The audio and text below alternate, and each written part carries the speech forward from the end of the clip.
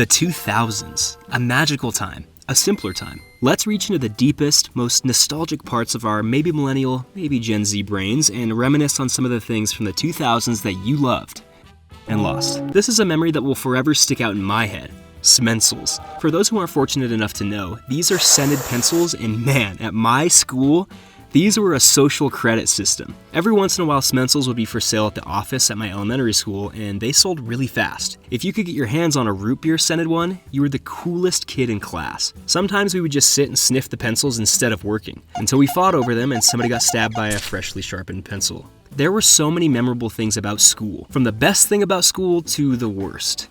Does anyone remember these? I could not stand these things, man. I remember my little kid brain being in so much pain having to do this thing like 3 times in a row, thinking I was going to snap in half. Of course, afterwards, all the kids in class would compare their results and, let's just say I lied. After PE, you would go to class and see this beautiful, glorious machine. If you walked into a classroom and saw one of these bad boys, then you knew it was going to be a good day. It didn't matter what we watched, learning on that little box TV was infinitely more exciting than hearing from my teacher. Mostly because the lights would be off and I could throw things at my friends. After a hard day of studying, if I was lucky, I would head down to the library to witness the Scholastic Book Fair. The Scholastic Book Fair was the holy grail. They used to sell so many great books like Diary of a Wimpy Kid, Captain Underpants, Animorphs, and so much more. I remember I found this awesome Pokemon book at the Scholastic Book Fair when I was in elementary school. The only problem was that I needed to ask my mom for money in order to buy it.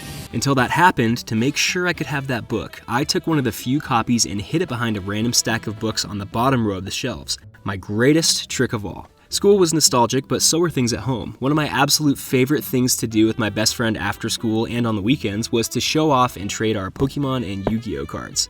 It's very cool, baby, but that's nothing. Look at this. That is really nice. Nice.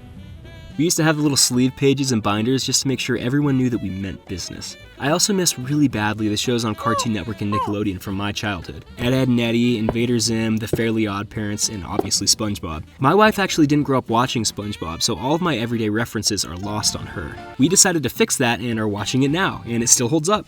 Lastly, the best of all, the video games. Does anyone remember the Windows Space Pinball game? I remember playing this on my dad's laptop and being totally wowed by the graphics and sound effects. Not only that, but these.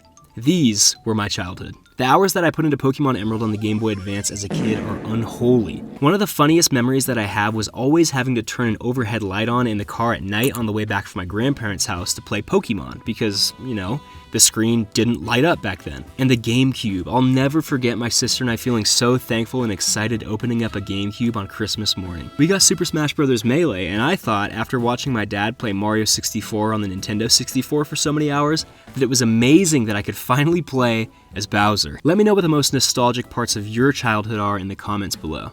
Thanks for watching.